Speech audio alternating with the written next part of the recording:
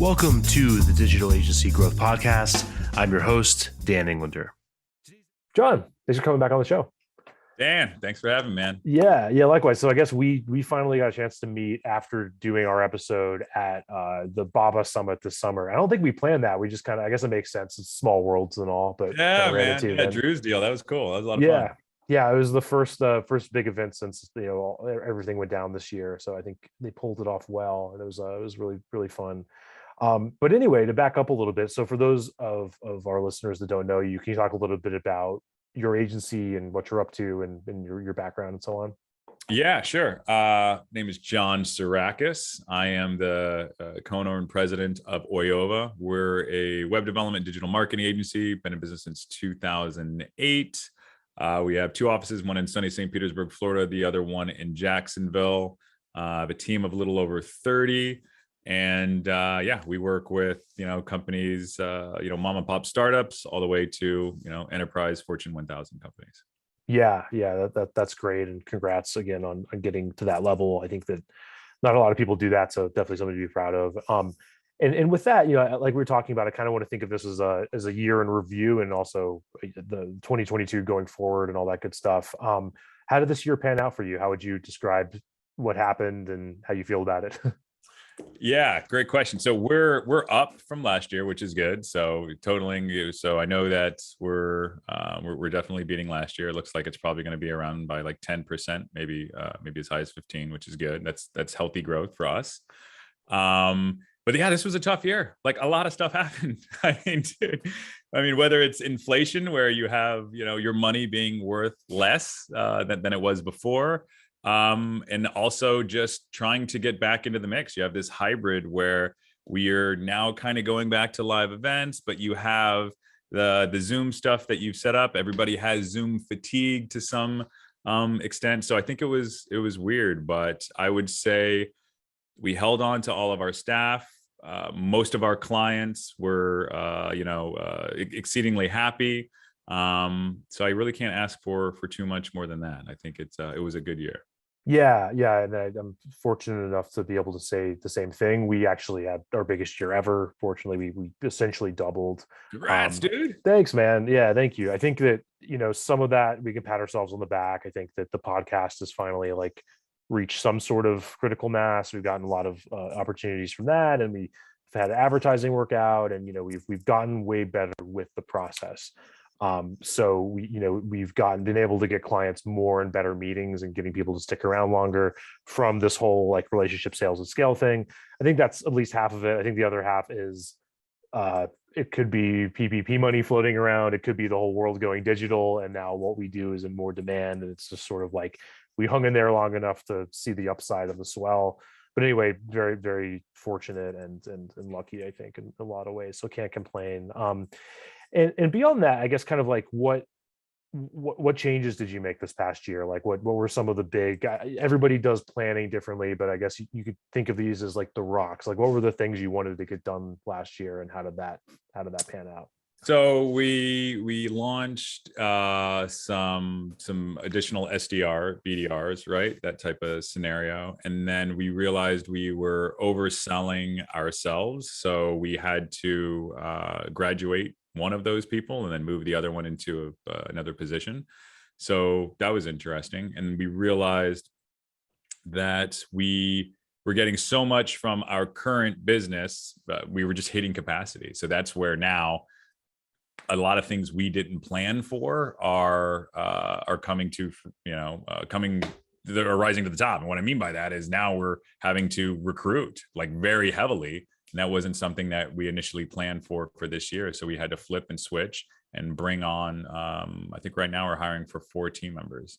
So taking what it is that I know in sales and some of my other team members, that's what we're doing. We're literally just getting in people's mailboxes and making phone calls and hustling to get the best candidates we can for our team. Yeah, that's great. And I really want to dig into that a bit. And it's funny because I think when I was more immature as a CEO or as an entrepreneur, I thought of hiring as I think subconsciously I thought of it as just like a pesky thing that had to get done. And then Yeah. we get a bunch of candidates in, and then I was like, we'll just test them out. You never really know. We'll just test people, right? And that's just stupid because it doesn't work, and it's really expensive to hire somebody that doesn't work. And it's really something to really try to get right. Like even if you accept that you're only going to be right 60% of the time, that's still worth going through all that process and those motions. So we actually made a big hire. We hired our first mid to later career salesperson, let's say, like a full stack sales role, which I want to get into. But to get into the fulfillment side of this, I'm trying to bring this to a question. What's how are you approaching hiring? What did your process look like this year? Let me just leave it at that. So of course it's you got, and this is something for, I think the audience would like, build the business case to hire. So just don't, it's not a feeling thing. There literally needs to be some math and some science behind it, right? So, okay, we need to hire, let's say that a marketing team lead or a developer, they're going to get paid X. The market value is Y, or it's also X. And how are you going to go about that? And then what are the tools that you can use? One of the tools that we can use is our culture, because most of the people don't want to work for a shitty company. So you really want to show that as much as possible. So we had a trip over the summer where we got the entire staff together. It was a boat party out on this like nice catamaran, out on the water. So we had a video taken of that. So we're using that video in our outreach messages to people, and that's been effective. Like, all right, cool. They want to be a part of that. And granted, that's one day. That's not every day working with our agency, but crafting the message and then just continually following up if you think it's the right candidate, and then asking for as many referrals as possible. Everybody that you talk to, like, hey, we're hiring. It just needs to be a part of your habit. Or, hey, we're looking for projects if you were selling. It's kind of the same thing. Yeah, and how do you think that affects the time and energy you're putting in? Like, is the bigger slice of your time and energy now going towards hiring when it would have been something else before? Or how are you kind of thinking about that? I would say that is the priority. Yeah. And also the other side is keeping up the partnerships and the relationships that you have for your other business. So it's kind of a teeter-totter, but those relationships are going to be worthless if you can't execute on the work. And what I mean by that is you have partnerships, strategic, or, a referral-based affiliate, however you want to phrase that. And if they say, hey, can you take on this project? They're only going to ask so many times before they stop asking. So the best return to that message is no, but we will be able in a month, because literally here are the job descriptions we're hiring for, and that's what would fulfill on your project. Yeah, just real quick for context, what are some of those roles you're hiring for? We're looking for WordPress developers, React developers, and marketing team lead. Yeah, and how hard or easy has it been to get those roles in this past year? We hear a lot about, labor shortages and that kind of thing, and you hear a lot about developers going to places like Silicon Valley as opposed to being freelance or working for an agency. So how have you seen that play out? I believe, well, we can get the conversations, but and this is the other thing too that we're working on. So you get the conversations, but then you have to make sure that they're the right fit. So based on our process, there's anywhere from 2 to 3 different interviews that they're going through, which you're then taking your team out of production to have those interviews. So it's this just 120% capacity crunch, painful shift on your leadership to make all of this happen. And granted, we haven't been in this situation to this extent before, so it's something that we're learning. So to answer your question, not trying to give you a long ass story, it's we're getting in good candidates, but it's just taking a long time. So I think if you have a decent company that people want to work for, and I don't think it'll be that hard if you actually, roll up your sleeves and start, pounding the messages to get them in. Right. That makes sense. And I think that the one challenging thing with any service business, especially highly specialized service businesses, is just like when to hire. I think on one hand, you have people that when they got that question, can you take on this work, they would just say yes no matter what and figure it out, right? And then and get some ulcers and everything for it and make some enemies, right? And then on the other hand, you'd have somebody that is hiring that role way too early and then having taking a loss or something. How do you think about that? How do you decide when to hire?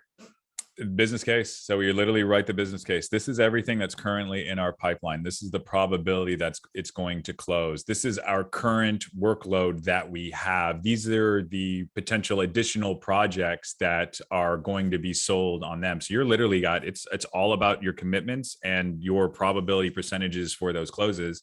And then in that, it's going to say, all right, we know that we're going to create, $350,000 in revenue based on this business case. We can hire somebody for $1.15 or $1.20 for this role.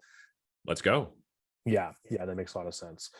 And I'd love to talk about kind of like the mechanics and the tactics of like that hiring pipeline. And I'll get into ours first, to stop grilling you as much. Like what we did is we finally said we're going to hire that full stack salesperson and put like everything towards getting somebody good, giving somebody. What was your decision process though? That's interesting to me. Like, how did you all right, we got to bring in so-and-so. Yeah. So we had gone through it incorrectly a couple of rounds in the past few years, and I've been the one in the sales seat, and I expect to be as well, for at least another year or two or longer, maybe forever. So it's not like just advocating that, if I'm saying that word right. So anyway, the way that we thought about it was, let's go through, a full hiring process like we would for a sales process to win a client. So we were basically getting lots of applicants from a lot of different sources, different hiring sites like the Indeeds, the AngelLists of the world, referrals, kind of all into one bucket, making sure that, and then a lot of it was really selling the position, kind of like much like you said, and writing a full sales page that included like a day in the life, where we're going in the next 5 years, examples of duties, the usual stuff, what we're looking for in skills.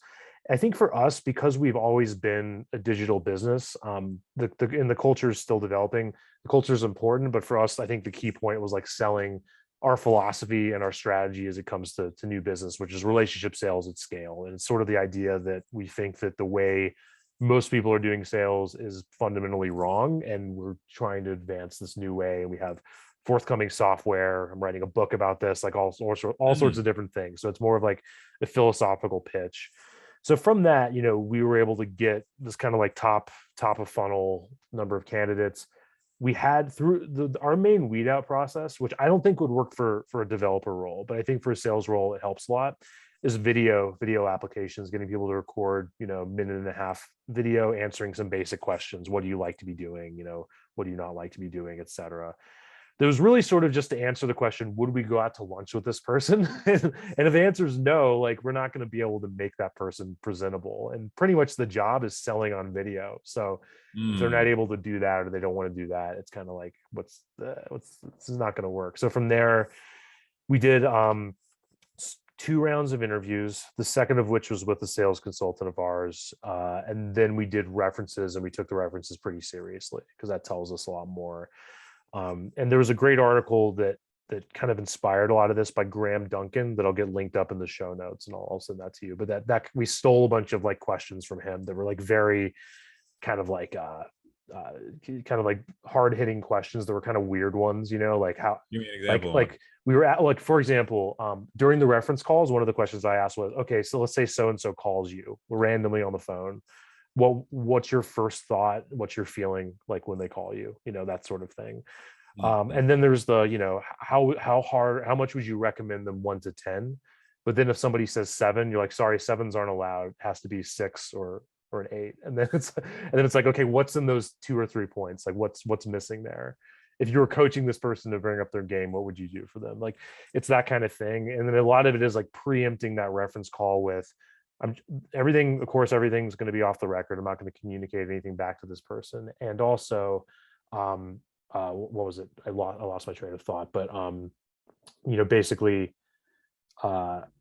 I lost it. Let me give you the floor because I'm all over the place here. But anyway, that's kind of the process that we've been implementing. We got somebody that we'll see how it goes, but really, really happy with the decision. Yeah.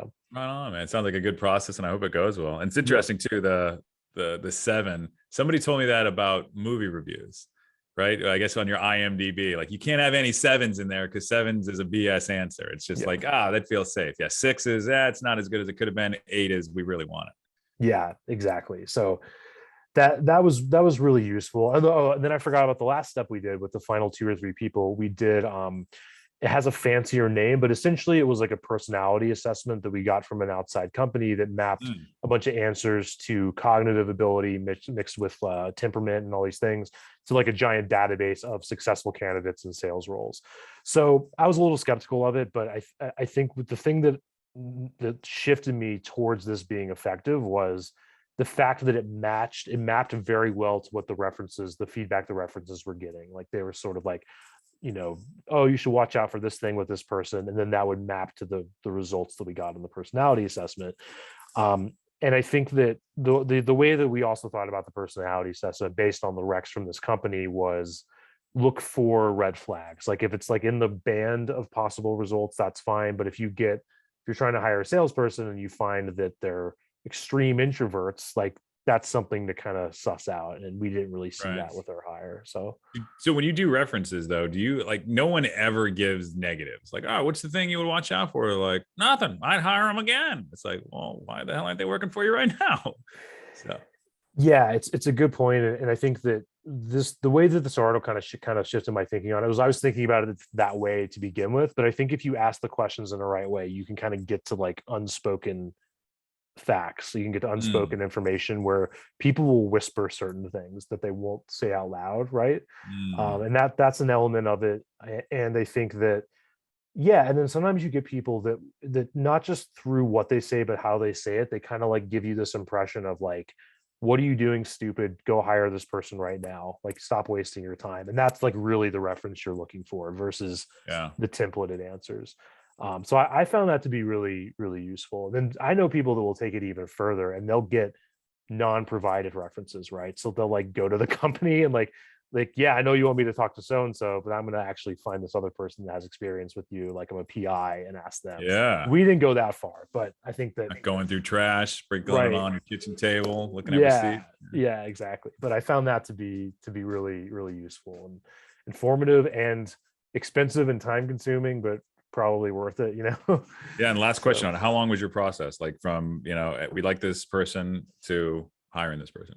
Yeah, it felt longer than it was. I think on paper it was actually like about a month and a half or something to find somebody. But I think we were mentally prepared to just go back to the drawing board and start fresh if we didn't find somebody good. We basically got to 2 candidates and, from like 5 to 3 to 2. And then we decided one out of the 2 probably wasn't going to work. And then we decided that if the one we wanted said no, we weren't going to like fall back on the second one. We were just going to go right back to the top of the funnel again and start there. So I think that that's kind of what you have to be prepared to do each time. Yeah. And we'll see, maybe this won't work out, but at least I feel like we made the right decision, even if the outcomes don't pan out. Right.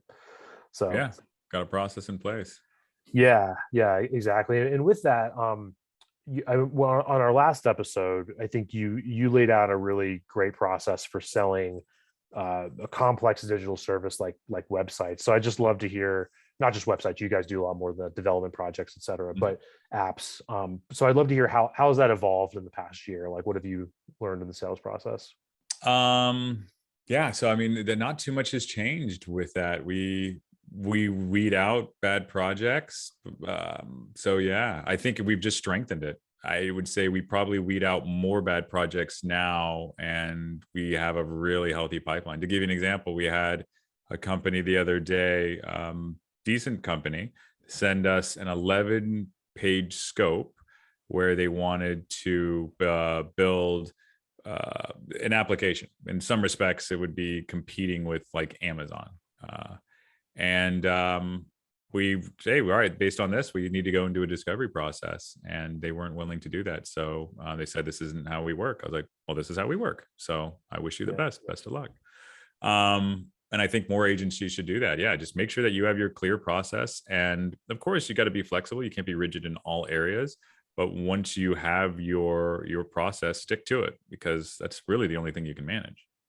Yeah, I think that's a really good piece of advice. Also easier said than done, right? It takes discipline. It takes having enough opportunities so that you feel comfortable not getting hung up on any one opportunity. So I love to hear about that a little bit. Like where's your business coming from? What do the lead sources look like over the last year? Yeah, so we get a fair amount through SEO, a fair amount through partnerships, and those partnerships range and from everything from marketing automation tools to hosting companies and those are reciprocal, right? And that's the thing I think a lot of people have to understand about partnerships, that you can get some from them, but you also need to refer them as much as possible. And by referring, that could literally be candidates for people that are going to work for that company. It could be potential clients. It's really all right. How do you foster this partnership? We also get a fair amount from Clutch. We have really strong Clutch reviews, and sometimes we'll even bid and buy based on their lead sources. And there's a couple other competitors to Clutch that feed us some as well. And then we also have partnerships with other agencies based on the work that we can do versus the work that we can't. Also, those are reciprocal. And then and the other is just we have the best digital marketing mastermind group in the universe, and that's the digital mastermind. And then just there's tons of agencies that pass business back and forth between all of those. It's not a group that you get into and of course sell, but if you're amazing at something, other people know that and they want to share that business with you if they're not going to be good at it. So I think there's multiple different channels, and it just requires a lot of the human element of just being cool and sending Christmas cards, and also just making sure that you're checking in with people to continually foster that. Where is this business coming from so you can be disciplined to say no to stuff? So partnerships is one of them, and that is a myriad of different, right? So you have partnerships with companies that you work with, which could be hosting companies, marketing automation companies, could be live chat companies, wherever those are, and that needs to be reciprocal. So of course, if they are hiring somebody, find them candidates. If you can send them clients, whatever you can do to continually make sure that wheel is spinning in both directions. The other are strategic partnerships with companies that could be referral sources. Those could be anything from a managed service company for people that work in digital marketing, web development. What I mean is the people that are doing like network and email and stuff like that. It could also mean people that just work within your same group. For instance, we work with CFO groups and CMO groups that send us business. The other side is agencies that might not do the type of work that you do, and don't flood them with tons of messages and whatnot. This is a very delicate thing. I just want to be considerate of that. So and a lot of it is going to be human interaction type of stuff. It's not just like the one and done, and it's going to take time to foster some of those. And the one of the other sources is the greatest mastermind group in the digital marketing agency space, which is the Digital Mastermind. There's a lot of business that agencies pass back and forth, just being collaborative based on projects they can and cannot take. And we actually pass out a fair amount in there as well that don't fit us. It's not necessarily like people in there just selling. It's not like some kind of white labeler's paradise. And then the other are what I would call directories. So Clutch, we're bullish on Clutch. We do really, really well with them. And then there are a couple of others, I think Design Rush, and maybe one or two that my team would know. But I mean, that's essentially what that landscape looks like. And of course, SEO, we still get a fair amount from SEO. And in there, we have a really good cherry picking supply of business that we can turn down. And of course, you'll get referrals from your current clients as well. You got to ask for those.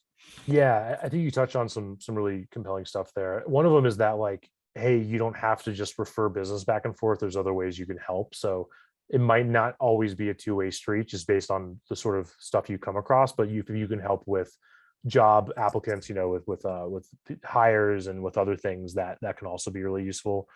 And also like setting up your own entities, your own like groups that you kind of have a lot of leverage over, that way, like you guys, have the digital mastermind group that kind of puts you front and center. So I think that's all really useful stuff. And one thing, so in the last episode, we got really into process, and we can talk about that, but we don't necessarily have to dig that up. I think that we'll definitely link up part one. And if you haven't heard it, Jon's first episode a number of months back is really useful in terms of like step by step. Here's what is working for them for selling a complex digital service.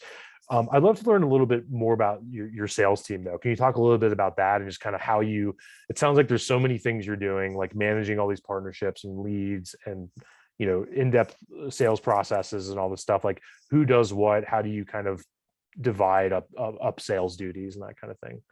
Yeah. So we have account managers that manage the sales for which is the bulk of the business, which is return sales, right? So those are their clients. So that's really important to have the distinction. And if it's a pretty big deal, then it's something that I'll get involved in.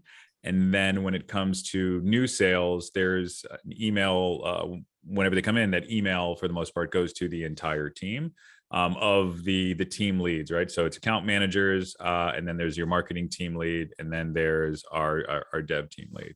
And then from there, we go ahead and set up a call. And on that call, it's either going to be the marketing team lead or the dev team lead. And then we just work our process through there.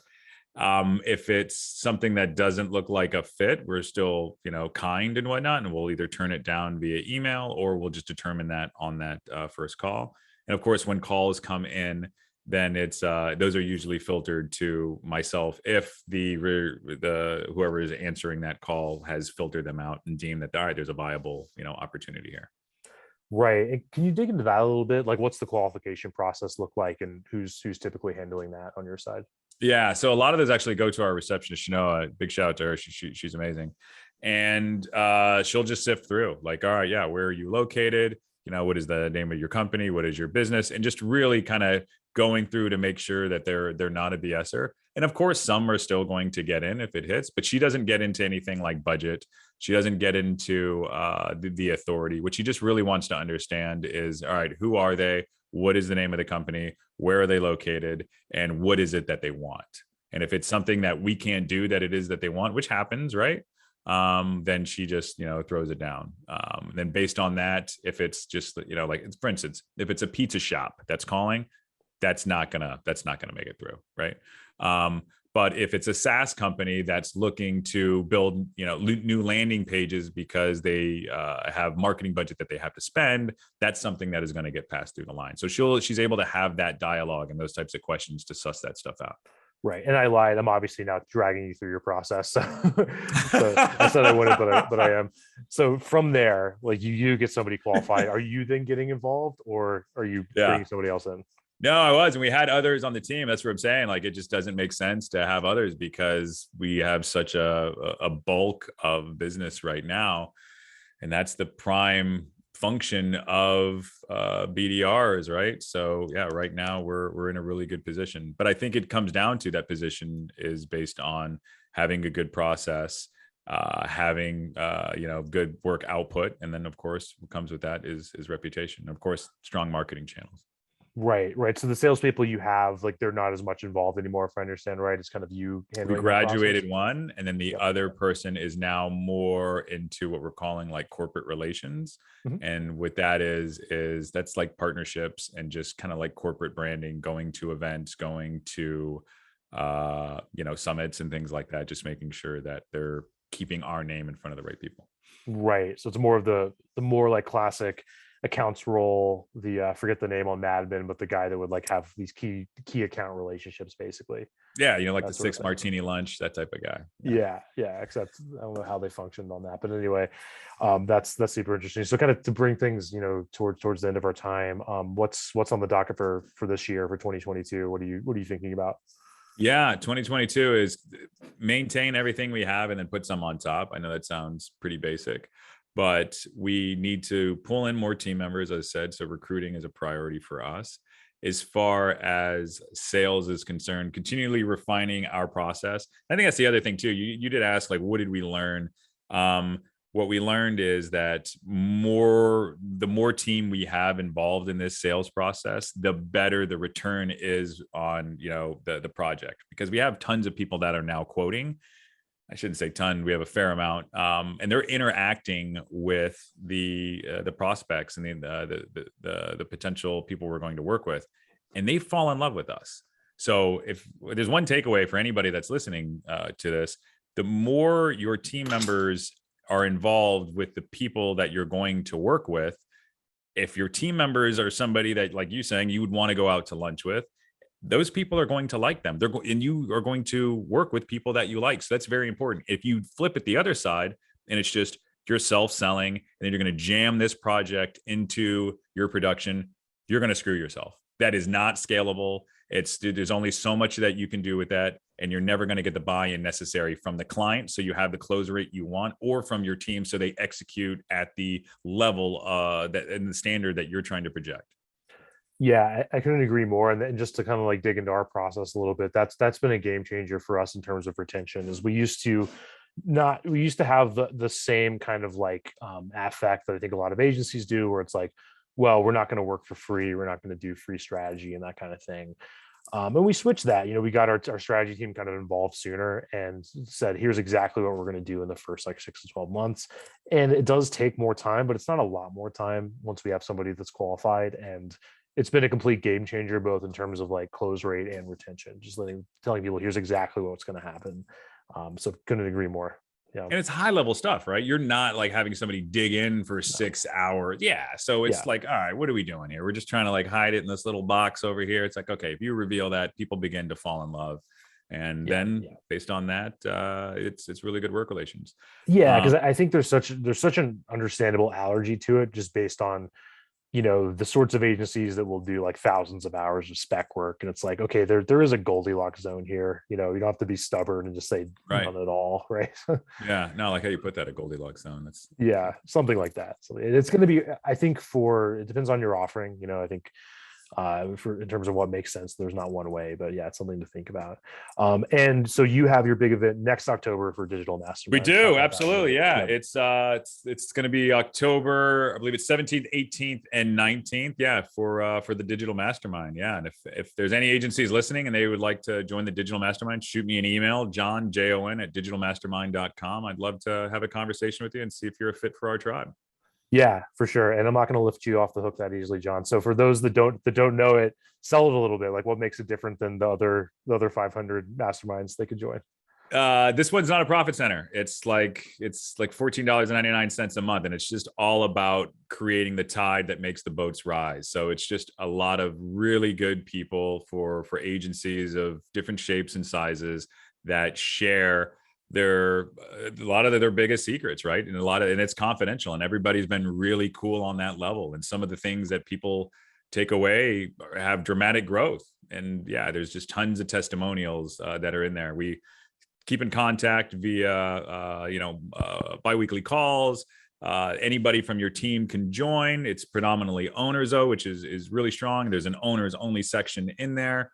And then we keep in contact via Slack and have our yearly event, which is fantastic. It was in Vegas this year, and we're going to see if we can get Dan Englander himself at the next one in October if he's not too busy. Yeah, no, I'd love to, and I'm giving you a hard time a little bit, but definitely want to plug it. I think that there's a lot of these groups where, and nothing against anyone's group, but I think there's a lot of groups where the people running them are detached from being operators, either by years, maybe they had a success like years ago and they've got kind of this lifestyle business or whatever. And I'm not saying that none of them are useful, but I think there is something really special about what you're doing, because like your main thing is running this 30-person agency, and you're taking everything you're learning and bringing it in real time, as opposed to saying, here's my lottery numbers from 10 years ago when I sold my agency. Right? So, I think there's something about that. That's good.